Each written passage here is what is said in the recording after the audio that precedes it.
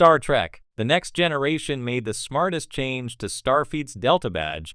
When Star Trek: The Next Generation debuted in 1987, it wasn't just a continuation of Gene Roddenberry's legendary universe. It was a bold reimagining of what Starfleet could look like a century beyond Kirk and Spock. Everything from the sleek redesign of the Enterprise D to the updated uniforms gave the new series a sense of identity that wasn't trapped in the 1960s. But among these design choices, one small detail ended up being one of the smartest changes TNG ever made: the transformation of the Starfleet Delta badge. The Delta insignia, instantly recognizable to fans and non-fans alike, had already become one of the most iconic symbols in science fiction by the late 20th century. But its role, meaning, and function shifted dramatically between the original series and the Next Generation.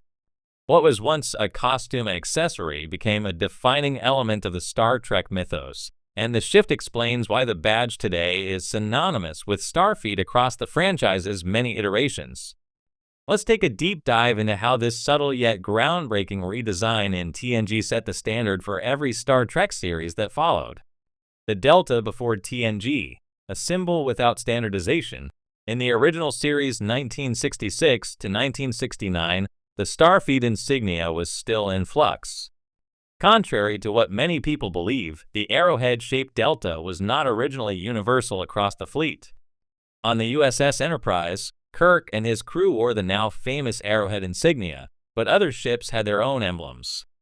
For example, officers aboard the USS Constellation in the Doomsday Machine sported a different badge design entirely. At this point, the Delta wasn't the singular representation of Starfleet. Instead, it was more like a ship base patch, akin to real-world naval divisions having unique crests or insignia. The Enterprise's badge only became universal retroactively, with later shows and movies deciding that it represented the whole of Starfleet, rewriting Trek history into something more cohesive. This worked from a branding standpoint, but from an in-universe perspective, the insignia needed unification. That's where the Next Generation stepped in and made its most lasting mark. The TNG redesign, more than just a badge. In 1987, when the Next Generation premiered, the Starfleet Delta badge underwent a complete reinvention. Suddenly, every Starfleet officer across the galaxy, not just the Enterprise, wore the same insignia. The badge wasn't just a patch of fabric sewn onto a shirt anymore. It became a metallic pin worn on the left chest, sleek and futuristic, with a slight three-dimensional quality that made it pop on camera. But the biggest innovation wasn't aesthetic, it was functional. For the first time in Star Trek history, the badge wasn't merely a symbol of allegiance. It became a piece of technology. The TNG Communicator Badge, or COM badge, as it came to be known, transformed the insignia into an essential Starfleet tool. Instead of relying on bulky handheld communicators, crew members could now tap their chest to instantly contact anyone aboard ship or relay messages to distant locations. It streamlined Starfleet communication, and more importantly, it made the badge an extension of the character. This was a design decision that fundamentally changed the language of Star Trek. By integrating the badge into daily operations, TNG gave Starfleet officers a symbol that wasn't just decorative, but vital. The Delta was no longer passive, it was active. Symbolism meets functionality. The brilliance of TNG's redesign lies in how it merged narrative symbolism with practical storytelling. On one hand, the Universal Delta badge unified Starfleet visually. No matter where a character was stationed, their badge tied them to a greater organization. This gave the sense of Starfleet as a single cohesive entity, not just a collection of ships. On the other hand, the badge became a shortcut for narrative flow. Instead of constantly writing scenes where characters searched for intercoms or used communicators, the COM badge allowed for smoother storytelling. A single tap and Picard to Riker could advance a plot without slowing down the action. The audience quickly learned to associate the badge with authority, discipline, and connectivity. It also created opportunities for dramatic tension. A disabled COM badge instantly isolated a character, raising the stakes in dangerous situations. Conversely, a faintly overheard badge transmission could foreshadow rescues, betrayals, or hidden threats. This tiny prop gave writers and directors endless storytelling leverage. The badge as an identity marker. The TNG badge wasn't identical for everyone, another smart choice that elevated its role. The insignia subtly shifted in design depending on division, command, operations, and sciences. This echoed the original series' color-coded uniforms while modernizing the concept. A casual viewer might not notice these details, but fans quickly understood that the badge visually reinforced hierarchy and role. For the characters, the badge was deeply personal.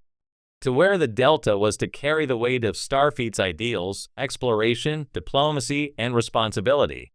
In universe, the badge wasn't just a communication tool but a symbol of belonging. Officers who lost their badges in combat often reacted with the same gravity as losing a weapon or a shield. Without it, they weren't fully Starfleet. This blending of personal identity and professional duty gave the badge mythic resonance. It wasn't just hardware, it was the heart of Starfleet's ethos. Why this change was genius. Looking back, the next generation's decision to reimagine the Starfleet Delta badge accomplished three key things. 1. It unified the franchise. By making the Delta universal across all ships and stations, TNG cemented it as the enduring emblem of Starfleet. From then on, every series, Voyager, Deep Space Nine, Enterprise, Discovery, Picard, used the Delta as a baseline, ensuring visual continuity across decades of television. 2. It blended form and function. No longer just an aesthetic flourish, the badge became essential technology. This not only grounded Starfleet in plausible futuristic design, but also enhanced storytelling efficiency. 3. It strengthened the mythos. By giving the badge emotional and narrative weight, TNG transformed it into a cultural icon within the universe. It symbolized unity, authority, and connection, values central to the Federation's mission. In short, the Delta badge went from costume patch to sci-fi legend because TNG recognized that small details can carry enormous weight when executed with care. How later shows built on the TNG badge. The TNG combadge design proved so effective that every subsequent Star Trek show adapted and evolved it.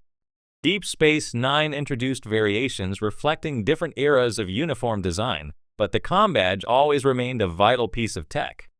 Voyager leaned on the badge even more, since it was often the crew's lifeline to each other in the uncharted Delta Quadrant.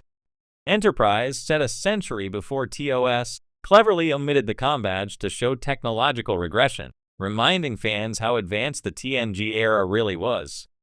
Discovery and Strange New Worlds later reinterpreted the badge for their own eras, striking a balance between honoring TNG's innovations and fitting the design language of their settings. Picard, most importantly, showcased just how far the badge had come. In the 24th and 25th centuries, badges could not only transmit communications, but also serve as universal translators, holographic projectors, and emergency beacons. Each series reinforced the idea that the combadge was more than a prop, it was the heartbeat of Starfleet. Real-world influence. What makes TNG's change even smarter is how it